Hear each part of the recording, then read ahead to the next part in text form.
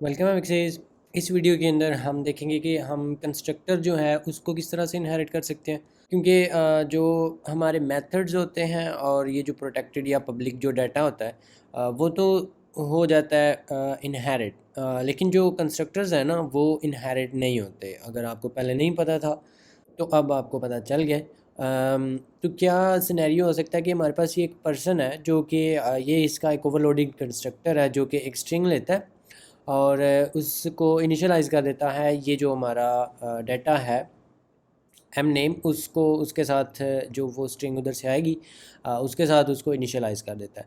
तो ऑब्वियसली जो टीचर होगा वो भी एक पर्सन है, तो हम चाहेंगे कि हम एक इस तरह से ऑब्जेक्ट बना सकें टीचर का कि हम इसको एक उसका नाम दे के तो सेंड कर दें।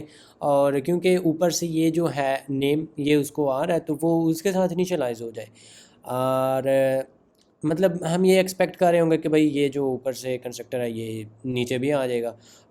और यहाँ पे अगर आप उसको करने की कोशिश करेंगे ना, लाइक समथिंग लाइक दिस, तो मे बी लाइक दिस, तो ये जो है ये आपको एरर देगा कि ये जो है ना इस तरह का कोई हमारे पास मैच नहीं मिल रहा हमें इस आर्ग्यूमेंट लिस्ट के साथ। तो फिर आप क्या करेंगे, क्या आप यहाँ पर आएंगे और यहाँ पर आके तो वही काम जो ऊपर आपने किया है वो आप सेम काम यहाँ पे करने की कोशिश करेंगे। और इधर आके तो जो इसका नेम है आप ऊपर इसलिए नहीं इसको इनिशियलाइज़ कर सकते क्योंकि ये इसका अपना नहीं है। ये ऊपर से इनहेरिट जो चीज़ें होती हैं ना उनको हम यहाँ पे इनिशियलाइज़र लिस्ट के अंदर नहीं लिख सकते, तो इसलिए हमें यहाँ पे आके तो दोबारा ये करना पड़ेगा। तो ये तरीका एक हो सकता है, लेकिन ये ना अब कोड ये रिपीट हो गया इधर। तो ये चीज़ जो है ना ये हमें एज़ वी नो कि हमें रिपीट करना पसंद नहीं है अनलेस वो लूप्स के अंदर हो। तो यस, इस चीज़ को हम अवॉइड कर सकते हैं यूजिंग जो कंस्ट्रक्टर इनहेरिटेंस है वो।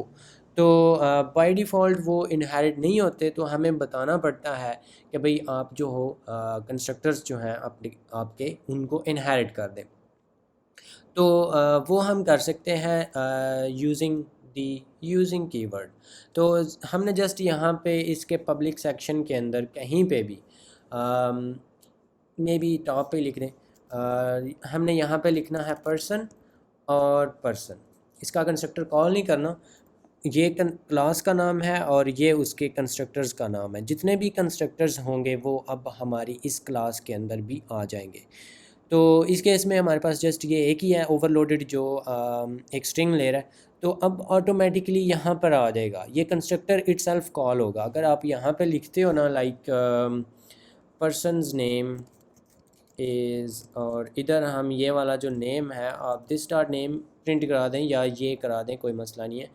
तो अब ये जो कंस्ट्रक्टर है ना ये इटसेल्फ यहाँ पे जब हम इवन दो इसके लिए कॉल करेंगे ना योर नेम इज़, अगर हम इसको थोड़ा बस कॉल केसिंग में ले आएँ तो यहाँ पर हमें persons name is code might ये नज़र आएगा। इवन दो हम टीचर की मदद से, मतलब टीचर का कंस्ट्रक्टर है, मतलब एक्चुअली ऊपर से कंस्ट्रक्टर आ रहा है लेकिन ऑब्जेक्ट टीचर का है, इसको हम कंस्ट्रक्ट कर रहे हैं। और जो कंस्ट्रक्टर है वो ऊपर से जो इनहेरिट होकर आया ना वो कॉल होगा।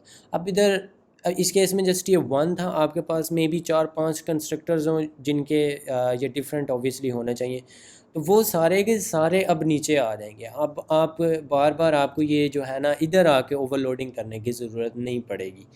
तो ये बड़ा हेल्पफुल हो जाता है जब इस तरह से हम कोड जो है ना उसको रिपीट ना करना चाह रहे हो, क्योंकि उसका काम जो है वो बेसिकली सेम ही है। अब आप टेक्निकली टीचर जो है उसको भी एक नाम से जो है इस तरह से कंस्ट्रक्ट कर सकते हैं, और पर्सन को तो आप कर ही सकते थे इस तरह से लाइक दैट।